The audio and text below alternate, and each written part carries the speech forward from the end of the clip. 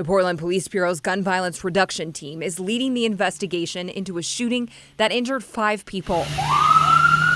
It happened early Sunday at a private party held at the Audio Cinema building on Madison Street in Southeast Portland. Witnesses describe it as a chaotic scene, a stampede of people running and screaming, windows with bullet holes and a trail of blood. One man who works in the building and saw the shooter says Portland's gun violence reduction team was the first to respond. He says shootings like this show there is a need for this team. You're asking a police force to disband and go back to traffic units when obviously there's an issue when you have a 19-year-old looking kid shooting up an entire event that's an all ages party that there's supposed to be no alcohol, no drugs. It's supposed to be an event that brings the community together, not breaks it apart. About 2 weeks ago, Commissioner Joanne Hardesty called for the gun violence reduction team to be disbanded, saying the 28 officers should be moved back to patrol rather than fund a team she says has been known to racially profile. What we need are law enforcement officers who are not targeting people based on what they look like, their economic status.